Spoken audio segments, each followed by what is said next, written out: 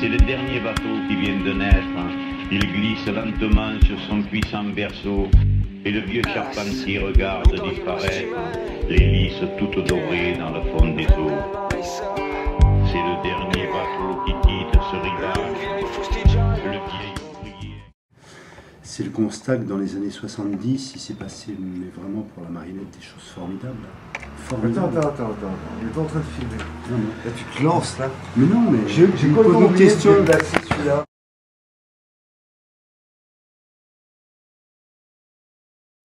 Nous avons mis à la fin de notre petit bouquin cette phrase un peu facile et un peu ambiguë: résister c'est créer, créer c'est résister.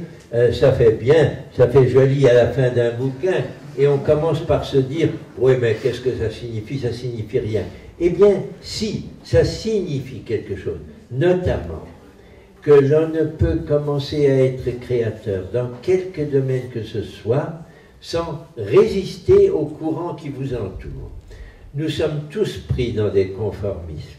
Eh bien, il faut savoir résister contre cette façon de présenter la culture, et il faut en chercher une autre qu'il s'agit de créer. Les valeurs que je défends sont celles qui sont celles de la vie elle-même pour l'avenir, c'est-à-dire quel sens peut avoir la vie que nous donnons à nos enfants aujourd'hui, que nous transmettons à nos élèves ou à nos interlocuteurs, que nous partageons avec nos voisins, si ce n'est pas pour faire vivre un futur respirable, habité par la parole et la force de transformation. Le gouvernement que nous avons nous demande sans arrêt, nous met dans une obligation de résultat.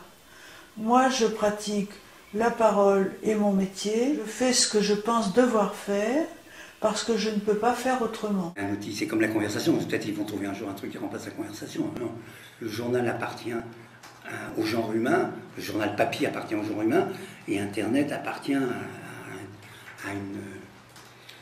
à l'environnement technologique, je ne sais pas comment dire, aux conditions avec lesquelles l'homme est instamment prié de faire et de survivre.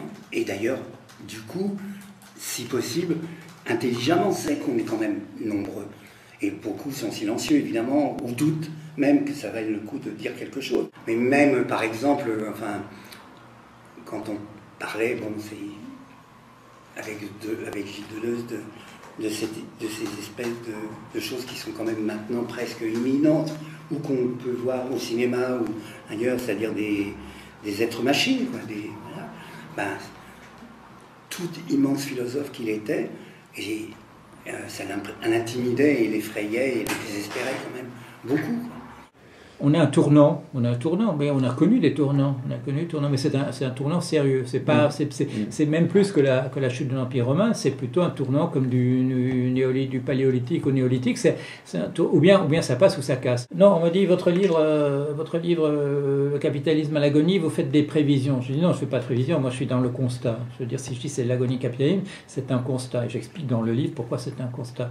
Ce système, à mon avis, n'est pas sauvable. On a une logique qui est une logique de croissance. Or, cette logique, elle est en bout de course. On ne peut pas continuer à faire ça. On épuise les mines, on détruit le climat, on détruit la planète. Il y a des poissons africains qu'on pêche maintenant au large des côtes de Bretagne. On est plus dans l'agitation aujourd'hui, on se débat, on essaye de chercher, de faire naître des nouvelles formes, trouver des solutions qu'on ne connaît pas en fait, parce que personne ne comprend rien, personne ne maîtrise rien. Et je crois qu'aujourd'hui, c'est l'anniversaire de la mort de Debord. Et on est effectivement dans le schéma qu'il a énoncé, c'est-à-dire à la fois la violence institutionnelle, la destruction symbolique, et le fait que les agents de cette destruction ne savent même pas eux-mêmes qu'ils font partie de ce système. On ne comprend ni la finalité, ni les moyens. C'est-à-dire que des gens se disent, mais oui, la poésie peut nous permettre de vraiment, peut-être de regagner notre part d'humain, tu vois, regagner un espace humain sur cette place publique, tu vois, qu'on a fui. Tout le monde ne peut pas devenir poète. Moi, je fais un rêve, hein, et j'essaie d'appliquer ce rêve. hein, le plus possible, c'est qu'il y ait des poètes qui soient flics, des poètes qui soient chirurgiens, des poètes qui soient... Tu vois, de toutes les corporations, il y ait un poète, peut-être 1 sur 10 milliards, et que cette personne-là transforme à un moment donné, même dans sa vie professionnelle, des êtres humains à l'état de poème, en quelque sorte. Que ce soit leur passion, que ce soit leur... Et ça, j'y crois vraiment. Et quand effectivement, un certain nombre d'individus issus de ce décalage psychique, ou dans leur décalage psychique comme Artaud, ont pu quand même faire du cinéma, écrire, faire de la poésie, avoir une existence, aussi être pris en photo, etc., être quand même un peu des centres du monde, on se rend bien compte que c'est quand même très très fort, très important. C'est-à-dire que cette grande souffrance que ces individus ont, il faut qu'elle serve à quelque chose. Dans un monde sans Dieu, c'est vrai que c'est assez difficile de se trimballer une dépression, une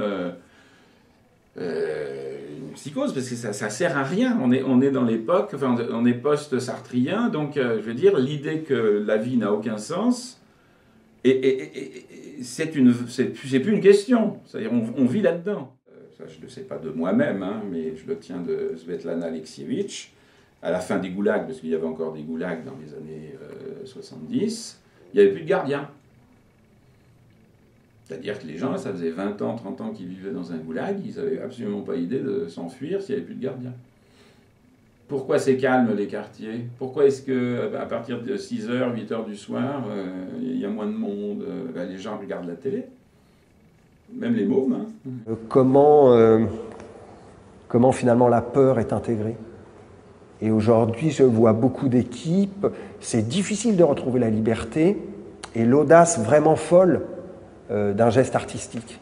Parce qu'à un moment, la sentence du résultat, on sait qu'elle est là, quoi. Donc à un moment, je repense à un metteur en scène dernièrement qui me disait, je me suis dit plusieurs fois en faisant ce spectacle que peut-être c'était le dernier. L'idée qu'on peut rater, petit à petit, elle disparaît. C'est-à-dire qu'à un moment, quiconque rate meurt à court ou moyen terme.